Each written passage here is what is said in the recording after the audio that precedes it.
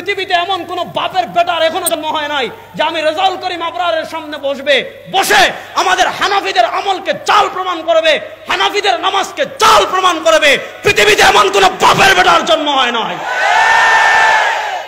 আপনাদের নরসিংদীতে কেউ যদি আমাদের নামাজ নিয়ে ফিতনা সৃষ্টি করে আর আপনাদের সাধারণ মানুষকে বিভ্রান্ত করে যে তোমাদের নামাজ হচ্ছে না, এটা হচ্ছে না, তারা আটকাবেন। আটকাইয়া বলবেন তোর কোন আলিম আছে আন।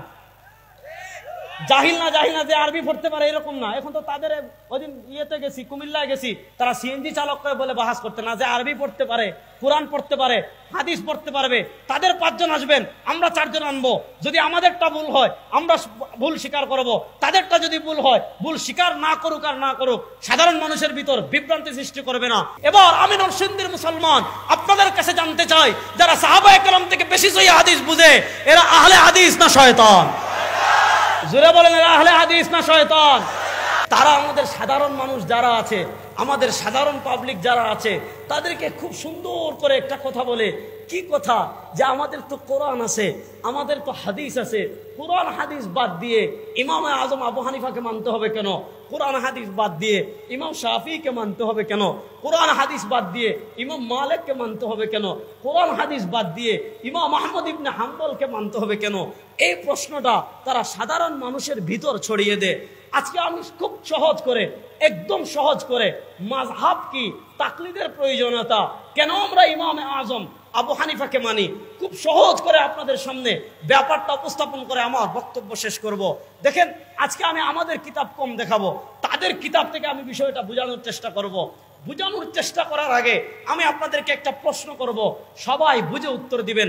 প্রশ্নটা হলো, আমরা যারা এখানে আছি, এই যে এত হাজার মুসলমান আমরা এখানে, বলেন আমাদের জন্মগ্রহণ করার পর থেকে নিয়ে আমাদের মৃত্যুবরণ করার আগ পর্যন্ত আমাদের ব্যক্তিগত জীবন বলেন, আমাদের পারিবারিক জীবন বলেন, আমাদের সামাজিক জীবন বলেন, আমাদের রাষ্ট্রীয় জীবন বলেন, আমাদের রাজনৈতিক জীবন বলেন, আমাদের অর্থনৈতিক জীবন বলেন, এক কথায় আমাদের টোটাল জীবনের সকল সমস্যার সমাধান ইসলামে আছে না নাই? মুখ খুলে বলেন আছে। বিশ্বাস করেন কারা কারা? আমাদের জীবনের সব মাসআলার সমাধান ইসলামী শরীয়তে আছে না নাই? জোরে বলেন আছে না নাই? এবার হাত নামান, পরের প্রশ্ন বুঝেন। ইসলামী শরীয়ত, আপনি প্রথমে এই জিনিসটা মাথায় বসান যে ইসলামী শরীয়ত খালি হাত বাঁধার ভিতর সীমাবদ্ধ না। ইসলামী শরীয়ত শুধু আমিন জুড়ে বলা, আসতে বলা না। দেখেন, হাত বাঁধা এটা কোনো বিষয় না। কথা বুঝেন, হাত বাঁধা এটা কোনো বিষয় না। এক হুজুর কয় বুকের উপর বাঁধতে, আরেক হুজুর কয় নাভির নিচে পড়তে, এক ব্যক্তি বললো ধর, এক হুজুর কয় এখানে, আরেক হুজুর বলে এখানে। আমি আর নামাজে হাতই বাঁধবো না, হাত ছাড়ি দাঁড়াবো। নামাজ হবে কি হবে না? এটা কোনো ব্যাপারই না। মাসালাটা বুঝেন যে এক হুজুর বলে আমিন জুড়ে বলতে, আরেক হুজুর বলে আমিন আসতে বলতে, আমি আর আমিনই বলবো না, যা বলো বলিন, চুপ। জুড়েও নাই, আসতেও নাই, বললামই না, নামাজ হবে না। তাহলে বুঝেন, ইসলামী শরীয়ত শুধু হাত বাঁধা না, ইসলামী শরীয়ত শুধু নামিন জুড়ে বলা না। বলেন, ইসলামী শরীয়তে অর্থনীতি আছে না নাই? আরো আসতে বলেন, ইসলামী শরীয়তে অর্থনীতি আছে না নাই? ইসলামী শরীয়তে হুদুদ কাদা। বর্তমান বাংলাদেশে আধুনিক যত প্রতারণা আছে, আধুনিক যত সমস্যা আছে, আধুনিক যত অপরাধ আছে, সব অপরাধের কি শাস্তি হবে ইসলামে আছে না নাই? ইসলামে অর্থনীতি আছে না নাই? বর্তমানে দুনিয়ার যত ব্যবসা বাণিজ্য চলে, যত ধরনের পুঁজিবাদী অর্থনীতি চলে, আপনি ব্যাংকিং সিস্টেম বলেন, আপনি জীবন বীমা বলেন, আপনি শেয়ার বাজার বলেন, আপনি ইম্পোর্ট এক্সপোর্ট বলেন, আপনি এলসি ব্যবসা বলেন, আপনি তোমার অনলাইন বিজনেস বলেন, আপনি মোবাইল ব্যাংকিং বলেন, এক কথায় দুনিয়ার যত অর্থনীতি আছে, সব অর্থনৈতিক সব মাসআলার সমাধান ইসলামী শরীয়তে আছে না নাই? কারা কারা বিশ্বাস করেন সব সমস্যার সমাধান ইসলামী শরীয়তে আছে না নাই? এবার প্রশ্ন হলো, সব সমস্যার সমাধান আমি বলেছি ইসলামী শরীয়ত শুধু 2-3টা মাসআলায় সীমাবদ্ধ না। আমার জীবনের সব সমস্যার সমাধান ইসলামী শরীয়তে আছে। এবার প্রশ্ন হলো, সব সমস্যার সমাধান আমি পাবো কোন জায়গায়? সব সমস্যার সমাধান আমি তালাশ করব কত জায়গায়? উত্তর হলো, সব সমস্যার সমাধান আমি পাবো 3 জায়গায়। কয় জায়গায়? সবাই বলেন কয় জায়গায়? 1 নম্বর কোরআন, বলেন 1 নম্বর। 2 নম্বর সুন্নাহ, বলেন 2 নম্বর। 1 নম্বর বলেন 1 নম্বর, 2 নম্বর, 3 নম্বর ফিকহ, বলেন 3 নাম্বার ফিক বুঝছেন তো? ব্যাখ্যা পরে করব, শুধু নামটা বুঝেন। 1 নাম্বার, 2 নাম্বার বুঝেন, আপনারা একটু কথা আওয়াজ দিন। 1 নাম্বার, 2 নাম্বার, 3 নাম্বার। আচ্ছা, এই যে আমি বললাম, এই যে আমি আগে আপনাদেরকে দালিলিক ভাবে দেখাই, দালিলিক ভাবে দেখালে অনেক কিতাবে পাবেন এগুলো বিস্তারিত আলোচনা। খতিবে বাগদাদি রাহিমাহুল্লাহ আল ফাকিহ ওয়াল মুতাফাক্কিহে পাবেন। আরো যদি আগে যান, ইমাম আবু বকর জাসসাস রাহিমাহুল্লাহ 371 হিজরিতে ইন্তেকাল করেছেন, তার লিখিত কিতাব আছে আল ফুসুল ফিল উসুল, সেই কিতাবে পাবেন। খতিবে বাগদাদি রাহিমাহুল্লাহ 463 হিজরিতে ইন্তেকাল করেছেন, তার লিখিত কিতাব আল ফাকিহ ওয়াল মুতাফাক্কিহে পাবেন। এই যে কিতাব আমার হাতে দেখতে পাচ্ছেন, ওই কিতাবের নাম হলো জামিউ বায়ানিল ইলমি ওয়া ফাদলি। এটা মুসলিম বিশ্বের একজন মহান ইমাম, ইমাম ইবনে আব্দুল বার মালিকি রাহিমাহুল্লাহ। আমাদের যারা মাদ্রাসায় পড়ি আমরা কম বেশি সবাই তার নাম জানি, ইমাম ইবনে আব্দুল বার মালিকি রাহিমাহুল্লাহ। উনি আজ থেকে 1000 বছর আগের এক মানুষ। তার লিখিত এই কিতাব খুবই প্রসিদ্ধ কিতাব জামিউ বায়ানিল ইলমি ওয়া ফাদলিহি। সেই কিতাবে ইমাম ইবনে আব্দুল বার মালিকি রাহিমাহুল্লাহ খুব লম্বা আলোচনা করেছেন। সব আলোচনা আমি করব না, শুধু এই যে আমি 3 জায়গায় পাওয়া যাবে, এই 3 জায়গাটা আমি শুধু দেখাচ্ছি। তিনি এই কিতাবের 317 নম্বর পৃষ্ঠায় একটা পরিচ্ছেদ প্রতিষ্ঠা করেছেন, বাবু ইজতিহাদির রাই আলাল উসুলি ইনদা আদামিন নুসুস ফি হিনা নুজুলিন নাজিলা। ব্যাপারটা বুঝেন, ইসলামী শরিয়ার মাসআলার কিছু ক্যাটাগরি আছে, ইসলামী শরিয়ার মাসআলার কিছু বিষয় আছে। যেমন কিছু বিষয় আছে, কিছু মাসআলা এমন আছে যেই মাসআলার সরাসরি সমাধান আমরা কোরআনে পেয়ে যাব। যেমন মদ খাওয়া, বলে না মদ খাওয়া, মদ খাওয়া হারাম, এটা জানতে হলে আমাদের কোথাও যাবার দরকার নাই। সুদ খাওয়া, বলে না সুদ খাওয়া, জুয়া খেলা, কারণ এগুলো আল্লাহ কোরআনে বলে দিয়েছেন, ইন্নামাল খামরু ওয়াল মাইসির ওয়াল আনসাব ওয়াল আজলাম রিজসুম মিন আমালিশ শাইতান আহাল্লাল্লাহুল বাইআ ওয়া হাররামার রিবা। যেই মাসআলা আমি সরাসরি কোরআনে পেয়ে যাব, ওই মাসআলা আমি কোরআন থেকেই সমাধান নিব। ওই মাসআলার সমাধান আমার নেওয়ার জন্য আর কোথাও যাওয়ার দরকার নাই। তাহলে ইমাম ইবনে আব্দুল বার মালিকি রাহিমাহুল্লাহ শিরোনামটা বুঝেন। ইমাম ইবনে আব্দুল বার মালিকি রাহিমাহুল্লাহ শিরোনাম দিয়েছেন কি, বাবু ইজতিহাদির রাই আলাল উসুল ইনদা আদামিন নুসুস। অর্থাৎ শরিয়ায় যখন কোনো মাসআলা আসবে, আমরা বলেছি দলিল হলো 3টা। 1 নম্বরে যাব কোরআনে, আমি কোরআনকে বলবো, কোরআনকে জিজ্ঞাসা করব, কোরআন এই মাসআলার সমাধান দাও তো। আমি কোরআন তালাশ করলাম, মাসআলার সমাধান পেলাম না, যদি কোরআনে পেয়ে যাই কোরআন মানবো।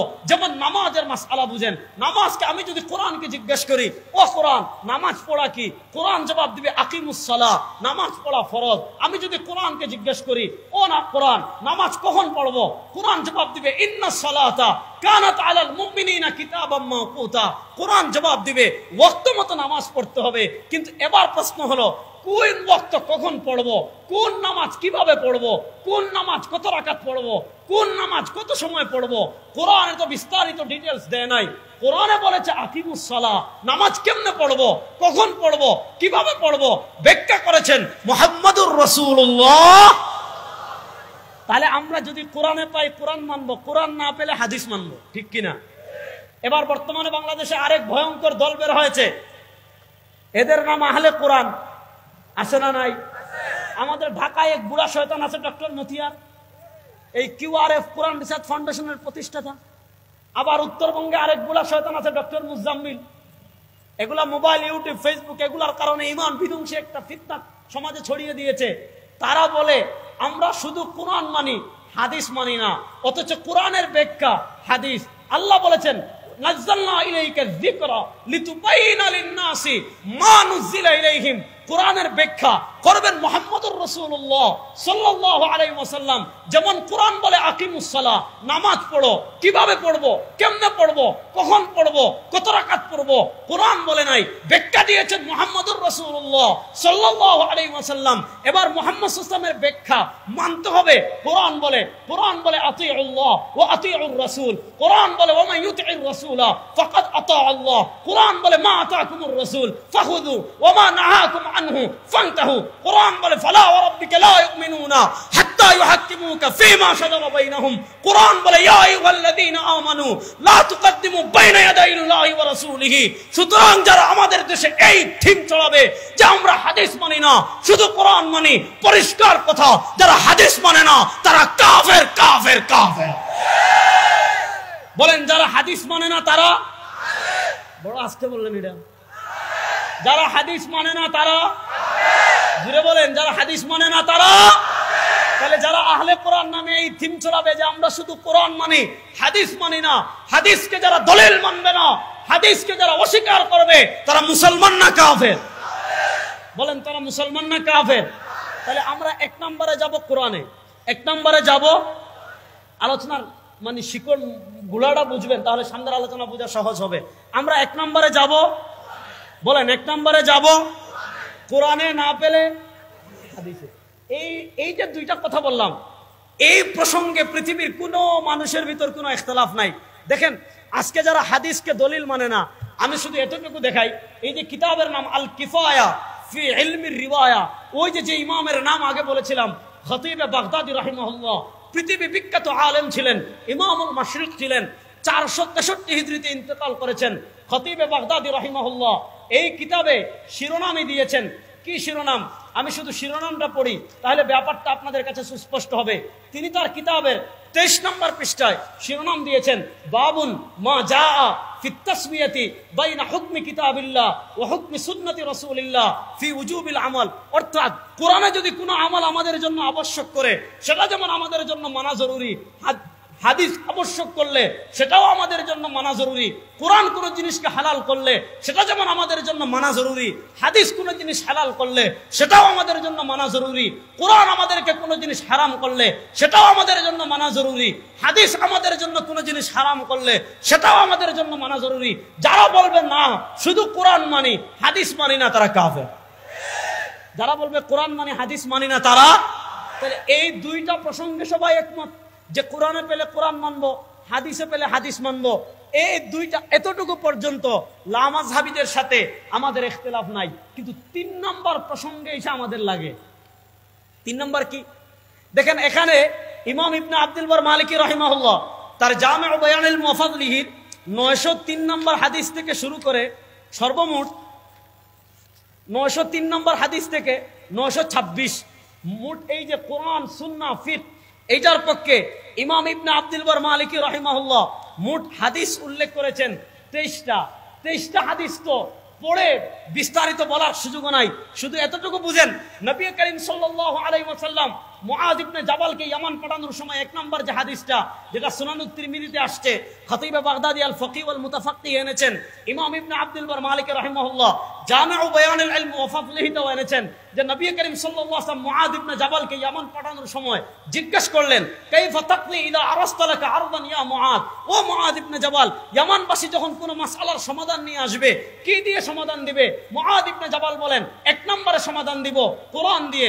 নবী প্রশ্ন করেন, ফা ইল্লাম তাজিদ ফি কিতাবিল্লাহ ইয়া মুআয, ও মুআয, ইয়ামানবাসীর মাসআলার সমাধান যদি তুমি কোরআনে না পাও তখন কি দিয়ে সমাধান দিবে? মুআয ইবনে জাবাল বলেন, আকরি বিসুন্নতি রাসূলিহি, আমি যদি কোরআনে না পাই নবী করিম সাল্লাল্লাহু আলাইহি ওয়াসাল্লামের সুন্নাহ দিয়ে জবাব দেব। তাহলে প্রথম কোরআনে, তারপর সুন্নাহ। এই দুই প্রসঙ্গে পৃথিবীর কোনো মানুষের কোনো ইখতিলাফ, বুঝতেছেন তো? পৃথিবীর কোনো মানুষের কোনো ইখতিলাফ। কিন্তু দেখেন নবী করিম সাল্লাল্লাহু আলাইহি ওয়াসাল্লাম মুআয ইবনে জাবালকে 3 নম্বর প্রশ্ন কি করেন, এইটা শুধু আমার বোঝানোর উদ্দেশ্য, এইটা বুঝলে অনেক মাসআলা শেষ। 3 নম্বর প্রশ্ন করেন, ফা ইল্লাম তাজিদ ফি কিতাবিল্লাহ ওয়ালা ফি সুন্নতি রাসূলিহি ইয়া মুআয, মুআয তুমি কোরআনে পেলে কোরআন দিয়ে দিবে, কোরআনে না পেলে হাদিস পেলে হাদিসে দিয়ে দিবে। কিন্তু প্রশ্ন হলো, ইয়ামানবাসী তোমার কাছে এমন কোন মাসআলা নিয়ে আসছে, ইয়ামানবাসী তোমার কাছে এমন কোন বিষয় নিয়ে আসছে, ইয়ামানবাসী তোমার কাছে এমন কোন নিত্য নতুন সমস্যা নিয়ে আসছে, লাম তাজিদ ফি কিতাবিল্লাহ ওয়ালা ফি সুন্নতি রাসূলিহি, যেই মাসআলা তুমি কোরআনেও পেলে না, যেই মাসআলা তুমি হাদিসেও পেলে না। এবার বলেন, যেই মাসআলা কোরআনে পেলাম কোরআন মানলাম, যেই মাসআলা হাদিসে পেলাম হাদিস মানলাম।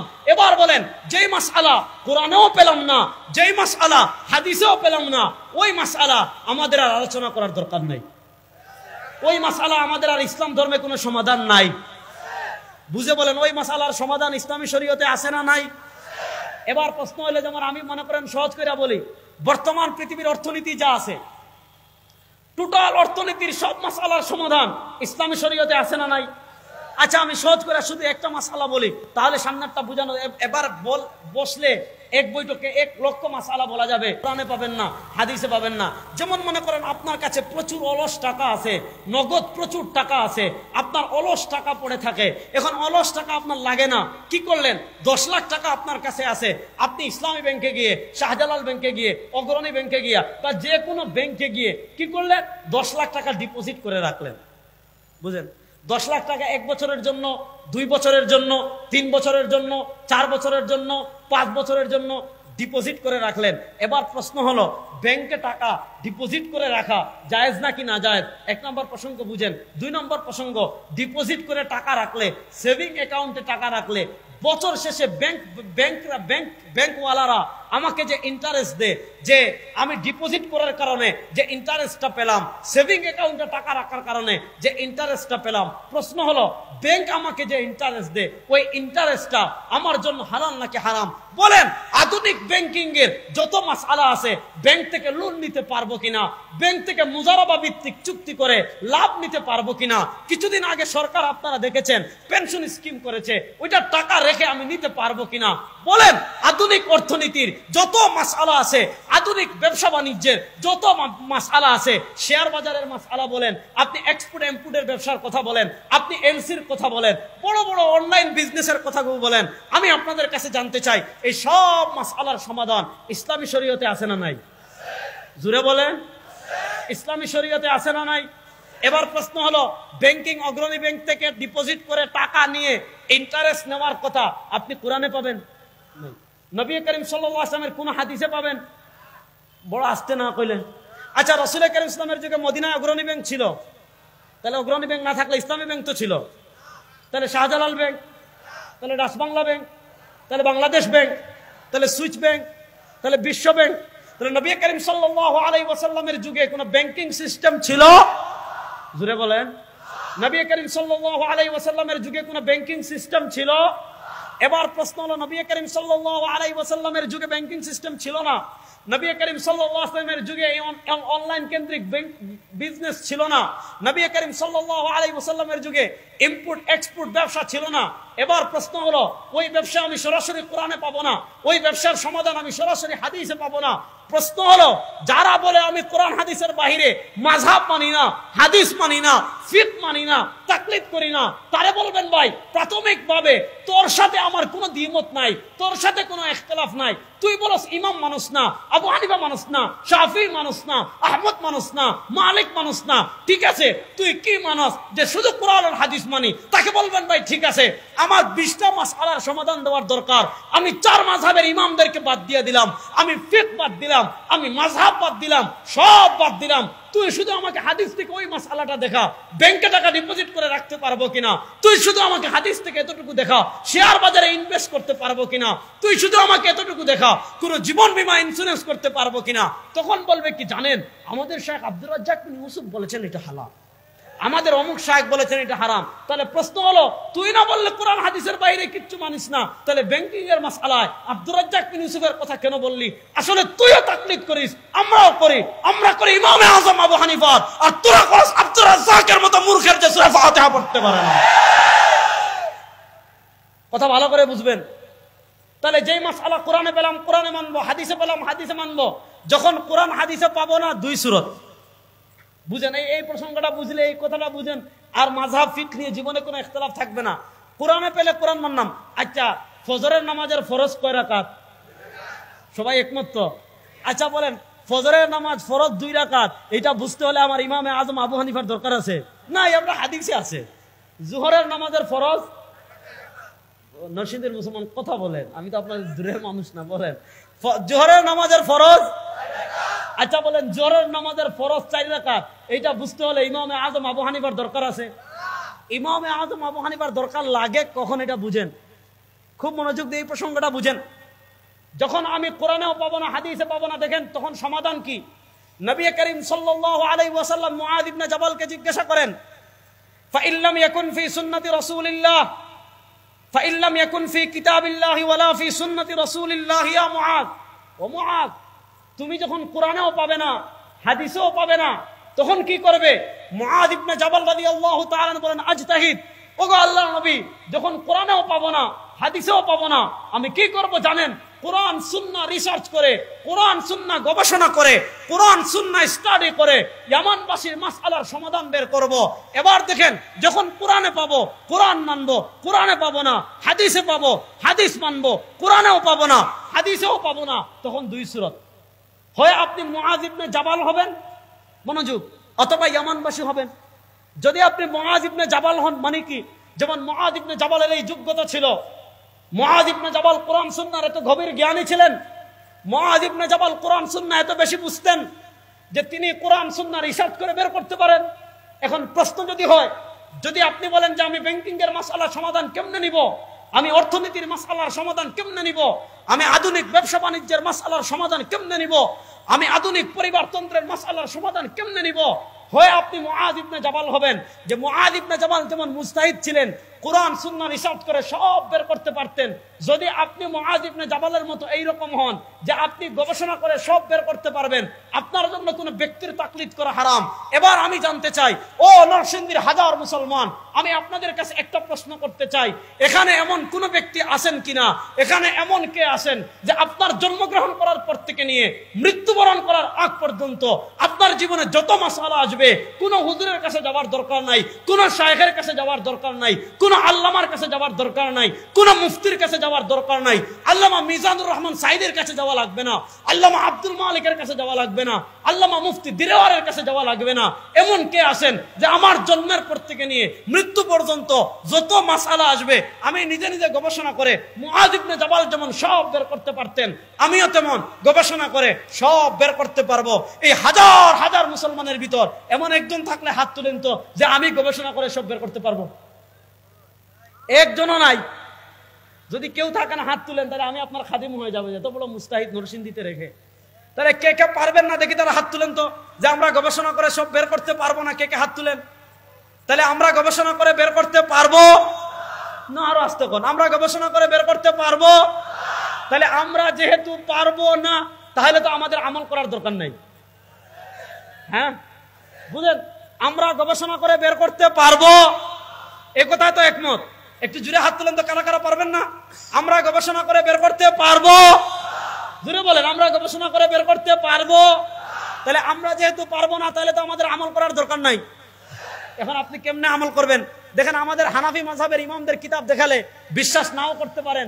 এজন্য আমাদের লামাযহাবিরা যাদেরকে মানে, আমাদের লামাযহাবিরা যাদেরকে মানে, দেখবেন ওনারা সৌদি আরবের আলেমদের বেশি কথা বলে, কথায় কথায় বিন বাজের কথা বলে, কথায় কথায় সালেহ আল উসাইমিনের কথা বলে, কথায় কথায় আপনার শেখ নাসিরউদ্দিন আলবানির কথা বলে। এজন্য আমি চাইলে তো আমাদের হানাফি মাযহাবের অসংখ্য ইমামের রেফারেন্স দিতে পারবো, চাইলে শাফি মাযহাবের অসংখ্য ইমামের রেফারেন্স দিতে পারবো, চাইলে হাম্বলি মাযহাবের অসংখ্য ইমামের রেফারেন্স দিতে পারবো। অসংখ্য ইমামের রেফারেন্স দেওয়ার যোগ্যতা আছে আলহামদুলিল্লাহ, সেটা বলছি না। যেহেতু ওই ভাইরা সৌদি আরবের আলেমদেরকে ফলো করেন, সৌদি আরবের গ্র্যান্ড মুফতি ছিলেন শেখ আব্দুল আজিজ ইবনে আব্দুল্লাহ বিন বাস, উনি সৌদি আরবের সর্বোচ্চ ফতোয়া বোর্ডের চেয়ারম্যান ছিলেন, ওইটাকে বলা হয় আল-লাজনা আদ-দাইমা, ওইটার রাইস ছিলেন, চেয়ারম্যান ছিলেন বিন বাজ রাহিমাহুল্লাহ। ওই আল-লাজনা আদ-দাইমা সৌদি আরবের শীর্ষ ফতোয়া বোর্ড, তারা যে ফতোয়াগুলো দিয়েছে, ওই ফতোয়া আল-লাজনা আদ-দাইমা, ওই নামে আমরা না, সৌদি আরবের সরকার ফতোয়া আল-লাজনা আদ-দাইমা এই নামে 13 খণ্ডে প্রকাশিত করেছে। আমরা যারা পারি না তারা আমল করব কেমনে? আমরা যারা নিজেরা রিসার্চ করে বের করতে পারি না, আমল করব কেমনে? সমাধান আমার থেকে নেওয়ার দরকার নাই, সমাধান নেন সৌদি আরবের শীর্ষ ফতোয়া বোর্ড থেকে, সমাধান নেন আপনাদের প্রিয় ইমাম বিন বাজ রাহিমাহুল্লাহ থেকে। দেখেন ফতোয়া আল-লাজনা আদ-দাইমা, এটা হলো 5 নম্বর খণ্ডের 32 নম্বর পৃষ্ঠা থেকে আমি পড়ে শোনাই। দেখেন 5 নম্বর খণ্ডের 34 নম্বর পৃষ্ঠা, এখানে প্রশ্ন করেছে তাকলিদ করবে কারা, মাযহাব মানবে কারা। উনি মানুষ 2 ভাগ করেছেন। প্রথম বলেছেন ইনকানা কাদিরান আলা ইসতিমবাতিল আহকাম বিনাফসিহি, যদি সে নিজে মুজতাহিদ হয়, নিজে কোরআন সুন্নাহ রিসার্চ করে, নিজে কোরআন সুন্নাহ গবেষণা করে, সব মাসআলা বের করার যোগ্যতা যদি তার থাকে, তাহলে তো তার কাউকে মানা লাগবে না, সে নিজে নিজে আমল করবে। কিন্তু পরের কথা বলেন ওয়া ইন কানা গায়রু কাদিরিন, এই প্রসঙ্গটা শুধু বুঝেন। বিন বাজ বলেন ওয়া ইন কানা গায়রু কাদিরিন আলা ইসতিমবাতিল আহকাম, যদি সে এমন হয় গায়রু কাদিরিন, সম্ভব নয় কি আলা ইসতিমবাতিল আহকাম, যত মাসআলা আসবে সব মাসআলা নিজে নিজে গবেষণা করে বের করার যদি যোগ্যতা না থাকে, তাহলে তো তার আর আমল করার দরকার নাই। তার আমল করার দরকার আসেনি। প্রসঙ্গটা বুঝেন। যারা গবেষণা করে, আচ্ছা মাশাআল্লাহ আপনাদের নরসিংদীতে যত লামাযহাবী আছে, নরসিংদীতে যত আহলে হাদিস আছে, মাশাআল্লাহ তাদের এত যোগ্যতা যে তারা শরিয়ার সব মাসআলা নিজে নিজে গবেষণা করে সবাই বের করতে পারবে। আরে গবেষণা করে বের করার দূরের কথা, আপনি 80% যদি কোরআন শরীফ খুলে দেন, দেখবে বিশুদ্ধ করে কোরআনও পড়তে পারে না, বিশুদ্ধ করে কোরআনও পড়তে পারে না। তাহলে যারা গবেষণা করে বের করতে পারে না, তারা আমল করবে কেমনে? তাদের আমল করার পদ্ধতি কি? বিন বাজ বলেন কাল্লাদা ইমামান, মনোযোগ, বিন বাজ বলেন কাল্লাদা ইমামাম মিন আইম্মাতিল মুসলিমিনাল মুক্তাদা বিহিম। বিন বাজ বলেন কাল্লাদা ইমামাম মিন আইম্মাতিল মুসলিমিনাল মুক্তাদা বিহিম। বিন বাজ বলেন কাল্লাদা ইমামাম মিন আইম্মাতিল মুসলিমিনাল মুক্তাদা বিহিম। সে কি করবে? উম্মার অনুসৃত কোন একজন ইমামের তাকলিদ করবে। তাহলে তাকলিদ করবে কারা? যারা কোরআন সুন্নাহ রিসার্চ করে বের করতে পারে না তারা। তাকলিদ লাগে কখন? যখন কোরআন সুন্নাহ সুস্পষ্ট সমাধান পাবো না তখন। এই তাকলিদ, এই মাযহাব আমাদের ইমাই যে 4 মাযহাব, ইমামে আযম আবু হানিফার মাযহাব, হুজুর 3টা মিনিট, ইমামে আযম আবু হানিফার হানাফি মাযহাব, ইমাম মালিকি মাযহাব, শাফিঈ মাযহাব, হাম্বলি মাযহাব, এই 4 মাযহাব 4 ইমামের আবিষ্কার না। এই 4 মাযহাব আসছে 4 জন সাহাবী থেকে। কেমনে আসছে? মাযহাবের সূচনা ইমামগণ করেন নাই, মাযহাবের সূচনা করেছেন সাহাবায়ে কেরাম। নবী করিম সাল্লাল্লাহু আলাইহি ওয়াসাল্লামের ইন্তেকালের পর মুসলিম বিশ্বের প্রসিদ্ধ 4টা শহর ছিল। একটা ছিল মক্কা, আরেকটা ছিল মদিনা, আরেকটা ছিল ইয়ামান, আরেকটা ছিল ইরাক। এই 4 শহরে যারা মুস্তাহিদ ছিল না, যারা নিজেরা গবেষণা করে বের করতে পারতো না, যেমন আমরা ইয়ামানে দেখালাম, ইয়ামানের যারা গবেষণা করে বের করতে পারতো না তারা মানতো মুআয ইবনে জাবালকে। মক্কায় যারা গবেষণা করে বের করতে পারতো না তারা মানতো ইবনে আব্বাসকে। মদিনায় যারা গবেষণা করে বের করতে পারতো না তারা মানতো যায়েদ ইবনে সাবিতকে। ইরাকে যারা গবেষণা করে বের করতে পারতো না তারা মানতো ইবনে মাসউদকে। ওই 4 জন সাহাবীর থেকে 4টা মাযহাব আসছে। বলবেন এটা কোথায় পাইছেন? আপনি না পাইলে এটা না থাকার দলিল না। আপনি পান নাই, আমাদের কাছে আসেন, আমরা পাইছি, দলিল দেখাই দেব ইনশাআল্লাহ। দেখেন এই কিতাবের নাম ইলালুল হাদিস ওয়া মারিফাতুর রিজালি ওয়াত তারিখ। দেখেন আমাদের লামাযাবিরা মাযহাব খুঁজে পায় না, তো বাংলা চটি বই পড়লে কেমনে পাইবা? পাইতে হলে তো বই পড়া লাগবে, ঠিক কিনা? দেখেন এই কিতাবের নাম ইলালুল হাদিস ওয়া মারিফাতুর রিজালি ওয়াত তারিখ। এটা কে লিখেছেন জানেন? এটা লিখেছেন ইমাম বুখারী রাহমাতুল্লাহ আলাইহির উস্তাদ ইমাম আলী ইবনুল মাদিনী। 233 হিজরিতে ইন্তেকাল। ইমাম বুখারীর দেশেই উস্তাদ না, ইমাম আলী ইবনুল মাদিনী রাহিমাহুল্লাহ তিনি ইমামুল জারহি ওয়াত তাদিল। ইমাম আলী ইবনুল মাদিনী রাহিমাহুল্লাহ ইমাম বুখারীর কত বড় উস্তাদ! ইমাম শামসুদ্দিন আয-যাহাবী রাহমাতুল্লাহ আলাইহি একটা কিতাব লিখেছেন, ওই কিতাবের নাম তাযকিরাতুল হুফাজ, হাফিজুল হাদিসদের জীবনী। সেখানে তিনি আলী ইবনুল মাদিনীর জীবনী উল্লেখ করতে গিয়ে ইমাম বুখারীর বক্তব্য এনেছেন যে ইমাম বুখারী বলেন মাস্তাসগারতু নাফসি ইল্লা ইনদা আলী ইবনুল মাদিনী। ইমাম বুখারী বলেন পৃথিবীর কোন ব্যক্তির কাছে গিয়ে, পৃথিবীর কোন আলেমের কাছে গিয়ে, পৃথিবীর কোন মুহাদ্দিসের কাছে গিয়ে, পৃথিবীর কোন শায়েখের কাছে গিয়ে আমি বুখারী নিজেকে ছোট করতে হয়নি। আল্লাহ আমাকে এত ইলম দিয়েছেন, কিন্তু পৃথিবীতে আমার একজন উস্তাদ আছেন, তার নাম আলী ইবনুল মাদিনী। তার দরবারে আমি যখন যাই, তার খানেকায় আমি যখন যাই, তার মাজলিসে যখন যাই, আল্লাহ তাকে এত ইলম দিয়েছেন, তার কাছে গেলে আমি বুখারী নিজেকে ছোট্ট শিশু মনে করি। এবার বুঝেন, যার কাছে গেলে ইমাম বুখারী নিজেকে মক্তবের বাচ্চা মনে করেন, তিনি মাশাআল্লাহ অনেক ছোট আলেম, তিনি অনেক বড়, কথা বলে না, তিনি অনেক বড়। এটা তার লিখিত কিতাব ইলালুল হাদিস ওয়া মারিফাতুর রিজালি ওয়াত তারিখ। এটা বেশ বড় কিতাব, আমি সব পড়ে শোনাবো না, শুধুমাত্র এই কিতাবের 117 নম্বর পৃষ্ঠা থেকে দেখেন সাহাবা ইকরামের যুগে কেমনে মাযহাব আসছে শুনে। উনি বলেন, এই এবারটা মনোযোগ দিয়ে ছাত্র ভাইরা শুনবেন, লাম ইয়াকুন ফি আসহাবি রাসূলিল্লাহি সাল্লাল্লাহু আলাইহি ওয়াসাল্লাম মাল্লাহু সুহাইবাতুন ইয়াদহাবুনা মাযহাবাহু। মনোযোগ, লাম ইয়াকুন ফি আসহাবি রাসূলিল্লাহ সাল্লাল্লাহু আলাইহি ওয়াসাল্লাম মাল্লাহু সুহাইবাতুন ইয়াদহাবুনা মাযহাবাহু।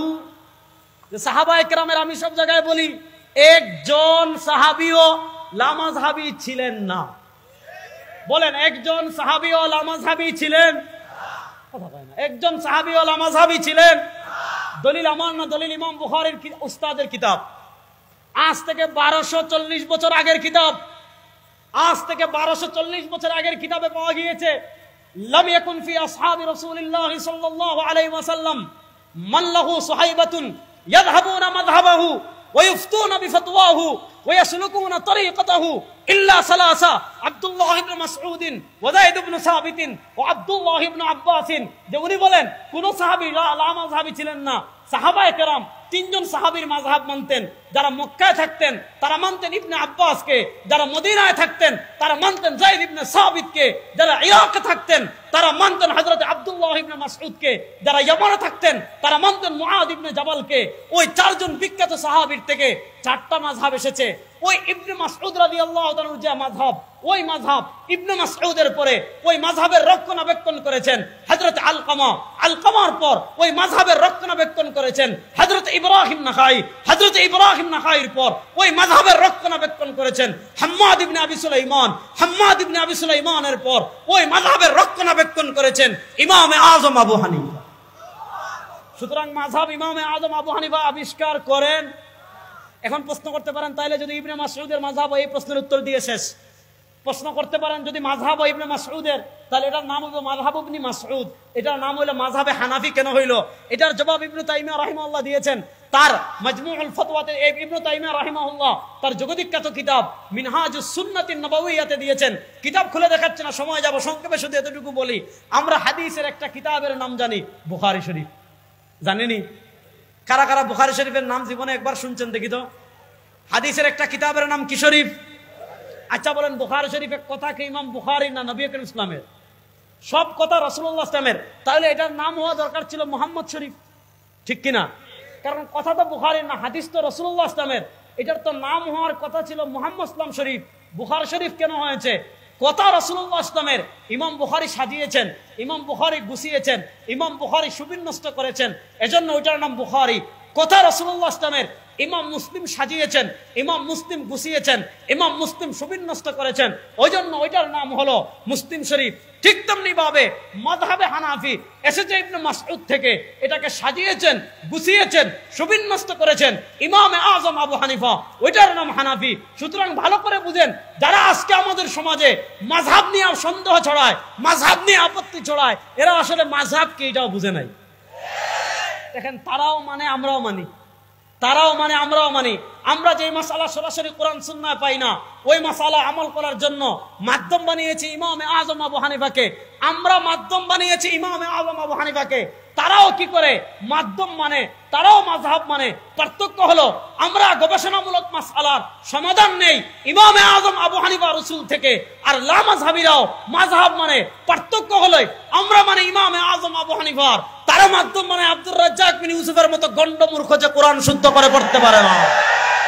আমরা মাধ্যম মানাই ইমামে আযম আবু হানিফাকে, তারা মাধ্যম মানায় তোমার মুজাফফর বিন মুহসিনের মতো, যে মুজাফফর বিন মুহসিন এত খিয়ানত করেছে, এত জালিয়াতি করেছে, এত মিথ্যাচার করেছে। দেখেন তার লিখিত কিতাব, এই কিতাবের নাম জাল হাদিসের কবলে রাসূলুল্লাহ সাল্লাল্লাহু আলাইহি সাল্লাম।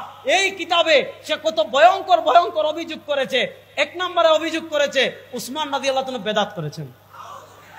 2 নম্বর অভিযোগ করেছে রাসূলুল্লাহ সাল্লাল্লাহু আলাইহি ওয়াসাল্লামের হাদিস সহিহ হাদিস সাহাবা একরাম বুঝেন নাই, সাহাবা একরাম থেকেও তারা সহিহ হাদিস বেশি বুঝছে।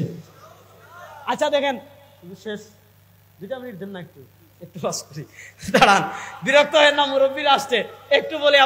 আপনারা এদেরকে চিনা দরকার।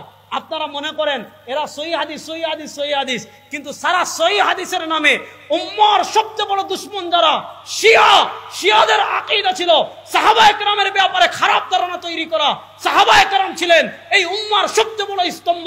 নবী করিম সাল্লাল্লাহু আলাইহি ওয়াসাল্লামের টোটাল জীবনের তর্জমানি করেছেন সাহাবায়ে কেরাম। শিয়ারা সাহাবায়ে কেরামকে অভিযুক্ত করে ইসলামকে কলঙ্কিত করার চেষ্টা করেছে, আর এই লামাযহাবী শয়তানগুলো সাহাবায়ে কেরাম থেকে বেশি সহিহ হাদিস বুঝে সাহাবায়ে কেরামের ব্যাপারে খারাপ মেসেজ দিয়ে উম্মার শিকল কাটার ষড়যন্ত্র করতেছে। দেখেন ভাই, স্লোগান করে দিবেন, কথা ভালো করে শুনেন।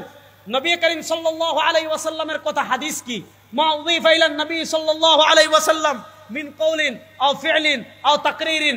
নবী করিম ইসলামের কথা, নবী করিম সাল্লাল্লাহু আলাইহি ওয়াসাল্লামের কাজ। বলেন, নবী করিম সাল্লাল্লাহু আলাইহি ওয়াসাল্লামের কথা শুনেছেন কারা? আরো আসতে বলেন। নবী করিম সাল্লাল্লাহু আলাইহি ওয়াসাল্লামের কাজ দেখেছেন কারা? নবী করিম সাল্লাল্লাহু আলাইহি ওয়াসাল্লাম কেমনে নামাজ পড়েন দেখেছেন কারা? নবী করিম সাল্লাল্লাহু আলাইহি ওয়াসাল্লাম কোথায় হাত বাঁধেন দেখেছেন কারা? নবী করিম সাল্লাল্লাহু আলাইহি ওয়াসাল্লাম আমিন জুড়ে বলছেন না আসতে বলেছেন শুনেছেন কারা? নবী করিম সাল্লাল্লাহু আলাইহি ওয়াসাল্লাম তারাবি 8 পড়লেন না 20 পড়লেন দেখেছেন কারা? নবী করিম সাল্লাল্লাহু আলাইহি ওয়াসাল্লাম বিতির 1 পড়লেন না 3 পড়লেন দেখেছেন কারা? এখন যারা সাহাবায়ে কেরামের আমল, সাহাবা যারা নবী করিম সাল্লাল্লাহু আলাইহি ওয়াসাল্লামের আমল দেখলেন, কেউ যদি বলে না তারা সহিহ হাদিস বুঝেনি, তাদের থেকে আমি বেশি সহিহ হাদিস বুঝছি, এবার আমি নরসিংদীর মুসলমান আপনাদের কাছে জানতে চাই, যারা সাহাবায়ে কেরাম থেকে বেশি সহিহ হাদিস বুঝে এরা আহলে হাদিস না শয়তান? জোরে বলেন, এরা আহলে হাদিস না শয়তান? এই বছর আলোচনা এখানে রেখে গেলাম, মনোযোগ দিয়ে বুঝেন যে যারা সাহাবায়ে কেরাম থেকে সহিহ হাদিস যারা বেশি বুঝে তারা শয়তান। এই লামাযহাবীরা সাহাবায়ে কেরাম থেকে কেমনে বেশি সহিহ হাদিস বুঝে এখান থেকে আগামী বছর হবে ইনশাআল্লাহ। সুতরাং শুনেন, কিয়ামতের আলামতগুলোর একটা আলামত ইন্না মিন আশরাতিস সাআ আন তুরফাআল আমাল আন তুরফাআল ইলম। কিয়ামতের আলামতগুলোর একটা আলামত আল্লাহ পৃথিবী থেকে ইলম উঠাবেন। প্রশ্ন হলো ইলম উঠাবেন কেমনে?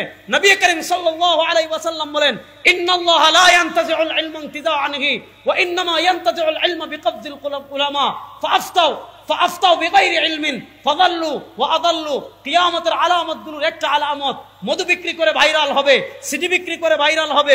মধু বিক্রি করা হারাম না, তরকারি বিক্রি করা হারাম না, কিন্তু মধু বিক্রি করে ভাইরাল হয়, সিডি বিক্রি করে ভাইরাল হয়, মানুষকে গালিগালাজ করে ভাইরাল হয়। যারা শায়েখ বনে যাবে আর তাদেরকে অনুসরণ যারা করবে এরাও পথভ্রষ্ট, তাদের অনুসরণ যারা করবে তারাও পথভ্রষ্ট। সুতরাং হাক্কানি রব্বানি উলামায়ে কেরাম যারা আছেন, যাদের সনদ মুহাম্মদুর রাসূলুল্লাহ পর্যন্ত আছে, এই রকম হাইব্রিড শায়েখ না, এই হাক্কানি রব্বানি উলামায়ে কেরাম যারা নবী করিম সাল্লাল্লাহু আলাইহি ওয়াসাল্লামের দ্বীনকে হেফাজত করার জন্য, ইসলামকে হেফাজত করার জন্য সব ধরনের জুলুম অত্যাচার সহ্য করে ইসলামের আলো বাতিয়ে রেখেছেন, ইসলামের আলো জ্বালিয়ে রেখেছেন, সেই হাক্কানি রব্বানি উলামায়ে কেরামের সাথে আমরা থাকবো তো ইনশাআল্লাহ? আমরা সবাই থাকবো তো ইনশাআল্লাহ? কোন ধরনের বাতিলের সাথে কখনো দেওবন্দিরা আপোষ করেও নাই, করবেও